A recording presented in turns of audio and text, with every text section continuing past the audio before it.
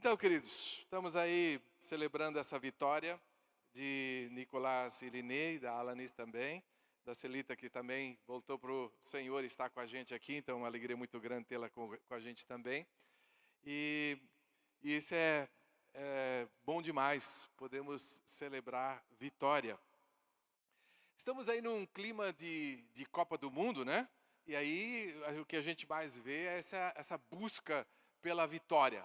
Falando isso, quem ganhou hoje? Alemanha ou Espanha? Empatou? 1-1. 1-1. Tá bom. Tá. Fazer o quê, né? Mas lá no final não tem empate. Se der empate na última partida, tem o quê? 30 minutos de prorrogação. Acho que é isso, né? Prorrogação e depois pênalti. Se não me engano é isso, né? Ou seja, alguém vai ganhar, né? Alguém vai ganhar. E na verdade é isso que faz a diferença, né? Precisa ter uma vitória. E vitória é tudo o que importa no final, não é verdade? Claro, a gente sempre diz o importante é competir, claro, é o espírito olímpico, é o espírito de competição e tal, tá junto lá, mas todo mundo sabe o que quer chegar à vitória. A Bíblia também nos fala da vitória na nossa vida. E no fundo, nós também queremos a vitória, não é verdade? Como pessoas, como vida, nós queremos a vitória. E buscamos essa vitória. Mas aí é importante nós entendermos o que a Bíblia fala sobre o que é a vitória. E a vitória é sobre o que, afinal? E como nós podemos obter essa vitória? E para isso, então, eu quero convidar vocês a lermos juntos 1 João, capítulo 5, versículos 4 e 5. 1 João 5, 4 e 5. Né, você pode abrir na sua Bíblia. Note que é 1 João, não é o Evangelho de João, é 1 João, capítulo 5, versículos 4 e 5. Temos aí também no telão, quem quiser acompanhar ali. Mas sempre é bom você ter a tua Bíblia, você vai acompanhando ali e dessa forma se habituando a encontrar a passagem e também conferir na sua versão. Então diz assim: o que é nascido de Deus vence o mundo. E essa é a vitória que vence o mundo, a nossa fé. Quem é que vence o mundo? Somente aquele que crê que Jesus é o Filho de Deus. Então, está falando de uma vitória clara aqui.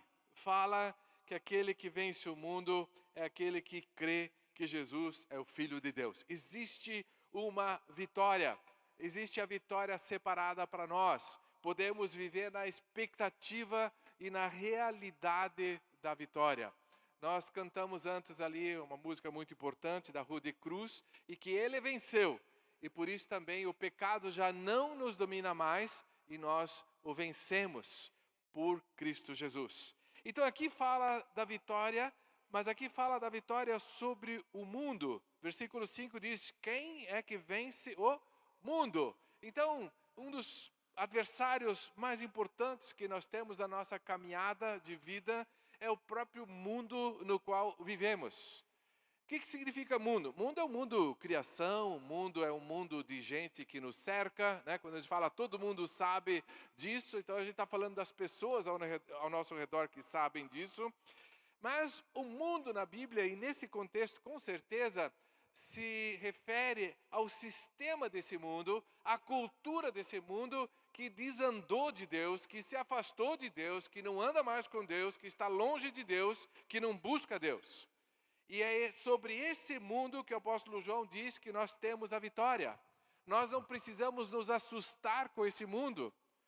É claro, as batalhas não têm sido fáceis. O mundo apronta das suas, o mundo vem com as suas, vem com todas essas questões aí da ideologia de gênero, querendo impor isso aos nossos filhos e outras questões mais. E é uma batalha que não é brincadeira não, mas o que a palavra diz? Quem é que vence o mundo e todo esse sistema e toda a sua cultura que não é dirigida por Deus?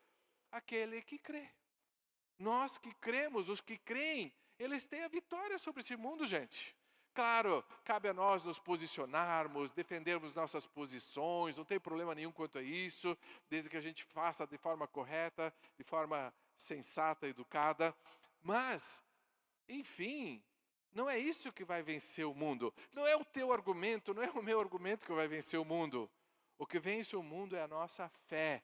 E aqui fé é a nossa vida de fé, a nossa vida de convicções, porque diz aqui, aquele que crê que Jesus é o Filho de Deus. Então, esse é o que vence esse mundo cheio de artimanhas, de malícia, de maldade que vem para cima de nós. Jesus mesmo disse em João 16:33, eu digo isso para que por estarem unidos comigo vocês tenham paz. No mundo vocês vão sofrer, mas tenham coragem, tenham bom ânimo. Eu venci o mundo. Então esse mundo, por mais poderoso e assustador que ele possa aparecer ao nosso redor, e eu digo para vocês, né, tá um sistema realmente complicado aí, né? Tem muita coisa complicada aí. Mas Jesus disse e deixou claro, tenham ânimo, bom ânimo, tenham coragem, eu venci o mundo. Então nós temos vitória sobre o mundo. Nós temos vitória também sobre a falsidade. Aqui mesmo em 1 João, se você ainda está em 1 João, agora no capítulo 4 ele fala da vitória também. No capítulo 4, versículo 1, fala sobre adversários, inimigos que temos, né? 1 João 4:1 diz, amados, não creiam em qualquer espírito, mas examinem os espíritos para ver se eles procedem de Deus, porque muitos falsos profetas têm saído pelo mundo. Então a falsidade reina ao nosso redor, e às vezes até muito perto de nós, às vezes até nas fileiras cristãs, muitas vezes, ou chamadas cristãs. Aí nós pulamos para o versículo 4 e diz, filhinhos, vocês são de Deus e os venceram. Venceram os falsos profetas, os espíritos enganadores, a falsidade. Vocês os venceram, porque aquele que está em vocês é maior do que aquele que está no mundo. Então existe uma vitória sobre toda essa falsidade por estarmos em Cristo e porque Cristo está em nós, porque diz aquele que está em vocês, Cristo e o seu Espírito Santo, é maior do que aquele que está nesse mundo. E cá entre nós sabemos quem está nesse mundo, não é verdade? Nós sabemos o que está por trás. Eu sei que a turma se preocupa aí com meios de comunicação, e são usados, mas o inimigo mesmo é o que está por trás disso. Mas existe a vitória, e diz, filhinhos, vocês são de Deus e os venceram, porque aquele que está em vocês é maior do que aquele que está no mundo. Então essa vitória que nós temos, tanto sobre o mundo como sobre a sua falsidade. Mas talvez você diga, tá bom, esse negócio de mundo é meio grande, meio longe, como é que eu lido com as minhas incertezas, com os meus medos? Como é que eu venço esse negócio no meu dia a dia? Como é que eu trato com isso? E a palavra de Deus também tem resposta para isso em Filipenses 4, 6 e 7, é um texto bastante conhecido dos irmãos, mas vamos relembrá-lo. Filipenses 4, versículos 6 e 7, que muitos já sabem de cor, e que às vezes é um desafio e tanto, mas está aí a direção e a resposta de Deus. Não andem ansiosos por coisa alguma, mas em tudo, pela oração e súplicas, e com ação de graças, apresentem seus pedidos a Deus. E a paz de Deus, que excede todo o entendimento, guardará o coração e a mente de vocês em Cristo Jesus. Amém, queridos? Diante dos medos, das ansiedades, a resposta está em Deus, está na paz que vem de Deus, está na oração, está em colocar nossos pedidos, nossas súplicas, nosso clamor, colocar isso tudo diante de Deus, para então também termos vitória sobre as inquietações, sobre as ansiedades, sobre os medos. Existe vitória sobre isso. Existe vitória sobre o medo até da morte. Nós podemos ter vitória sobre o medo da morte. Em Apocalipse, capítulo 2, por favor me acompanhem, né? Tem vários versículos, mas vocês podem acompanhar, e se não, está aí na projeção. Apocalipse 2, versículo 11. Apocalipse 2, versículo 11. Aquele que tem ouvidos, ouça o que o Espírito diz às igrejas. O vencedor, certo? De modo algum sofrerá a segunda morte. Então, quando nós temos certeza que não vamos sofrer a segunda morte, isso nos ajuda a vencer o medo da morte, certo? Porque o vencedor, de forma alguma, sofrerá a segunda morte. E, na verdade, o que é determinante mesmo é a segunda morte, não é verdade? O problema não é a primeira, o problema é a segunda morte.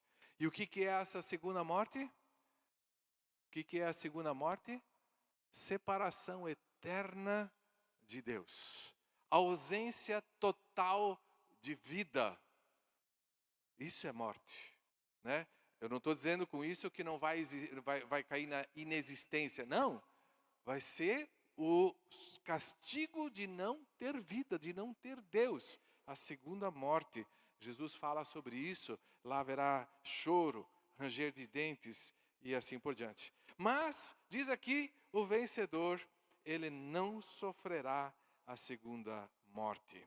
Talvez outros medos possamos ter, talvez as pessoas têm, e elas precisam então enfrentar os seus medos e as suas incertezas, mas nós temos vitória também sobre medos e incertezas, até sobre o medo da morte. E eu diria que existe vitória também sobre até uma questão muito importante, que é a questão da religiosidade. Tem pessoas que têm dificuldades com a questão da religiosidade, que foram criados numa determinada religião, determinada movimento, e não conseguem pensar fora disso. E nós temos um exemplo disso na Bíblia em João capítulo 3. Vamos abrir em João capítulo 3. A história de um religioso profissional, eu diria, que era um fariseu, um mestre da lei, na verdade, né? Mestre da lei, fariseu, chamado Nicodemos. Evangelho de João, capítulo 3. Primeiro versículo 1, havia um fariseu chamado Nicodemos, uma autoridade entre os judeus, uma autoridade na sua religião. E diz ali, ele veio, versículo 2, ele veio a Jesus à noite e disse: Mestre, sabemos que ensinas da parte de Deus, pois ninguém pode realizar os sinais miraculosos que estás fazendo, se Deus não estiver com ele. Puxa, Jesus devia ter dito assim: legal, obrigado, né? Aceito o cumprimento, aceito a homenagem, né? Mas Jesus, curto e grosso, diz assim, né? Como diz aqui, em resposta Jesus declarou: digo-lhe a verdade, ninguém pode ver o reino de Deus se não nascer de novo. Quer dizer, você está nessa religião, você segue essa religião a sua vida inteira, você dedica a ela, você vive por ela, mas eu te digo que não é isso que te fará ver o reino de Deus. Só mesmo nascendo de novo. Versículo 4, perguntou Nicodemos: como alguém pode nascer sendo velho? É claro que não pode entrar pela segunda vez no ventre da sua mãe e renascer. Respondeu Jesus: digo-lhe a verdade.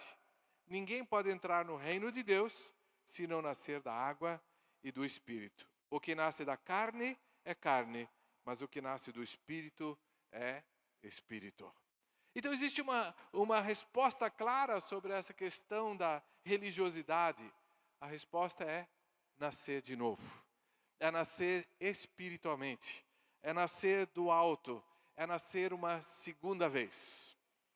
Uma primeira vez você nasce biologicamente, você é educado, você é orientado, você é criado, você é direcionado, ok? Mas Jesus deixa bem claro que para ter a experiência do reino de Deus, versículo 3 ele diz ver o reino de Deus. Versículo 5 ele diz entrar no reino de Deus, ou seja, fazer parte do reino. Você só faz parte do reino se nascer de novo. precisa nascer de novo. Essa é a vitória sobre a religiosidade. Um novo nascimento. Um nascimento do Espírito. Porque daí quem nasce do Espírito é espiritual e tem vivência espiritual. Então existe vitória. Mas como essa vitória acontece? Ela já nos foi indicada em vários versículos, mas eu quero reforçar ainda mais com mais textos bíblicos. Olha, hoje eu estou com um monte de versículos, certo? Então, vamos para Romanos 8:37. E deixe que a palavra invada o seu coração. Romanos 8:37. Romanos 8:37.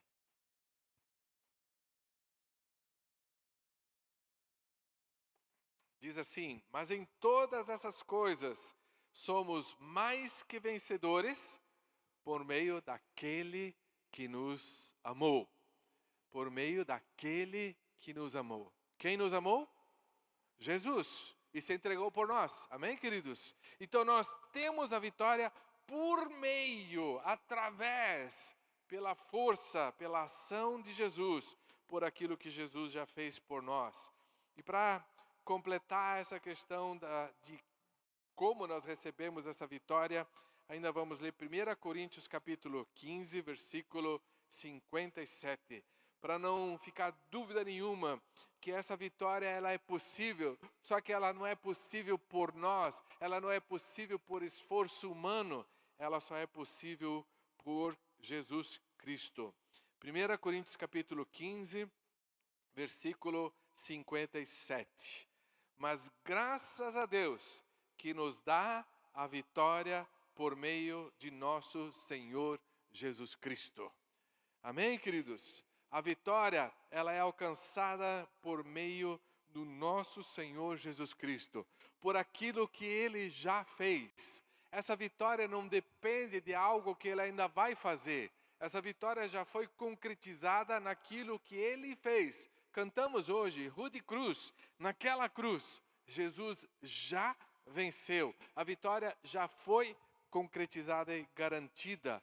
Colossenses fala sobre isso e diz que na cruz foi pregado o nosso escrito de dívida e Jesus nos leva numa parada triunfal de vitória sobre o inimigo, sobre a morte, sobre o pecado.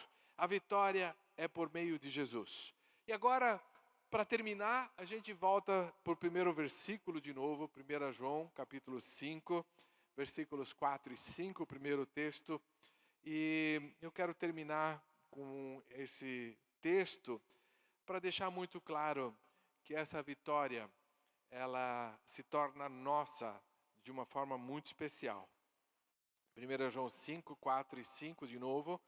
O que é nascido de Deus vence o mundo. E essa é a vitória que vence o mundo. A nossa fé. Quem é que vence o mundo? Somente aquele que crê que Jesus é o Filho de Deus. A vitória é a nossa fé. A vitória é pela fé. Ela não é por merecimento nosso, por poder da nossa decisão e da nossa força. A vitória vem única e exclusivamente pela fé em Cristo Jesus. Quando nós cremos, como diz o versículo 5, quem é que vence o mundo? Somente aquele que crê. E crê o quê? Que Jesus transporta o monte para o mar? Até pode ser. Mas aqui diz simplesmente quem crê que Jesus é o Filho de Deus. Essa é a nossa fé. Que Jesus é o Filho de Deus. Por isso eu sempre faço questão de perguntar no batismo, você crê de todo o teu coração que Jesus Cristo é o Filho de Deus? E que Ele morreu na cruz para perdoar os teus pecados? É isso que nós precisamos crer. Que Jesus é o Filho de Deus. Que Ele realmente pagou todo o preço. Que Jesus é realmente quem Ele disse ser. Que Jesus é quem o Evangelho diz que Ele é. Que Jesus é aquele que morreu por nossos pecados, mas ressuscitou como prova da sua vitória sobre a morte e o pecado. Ele venceu. Amém, amados? E nós temos a vitória nele por meio da nossa fé. Então, queridos, essa palavra eu queria deixar como desafio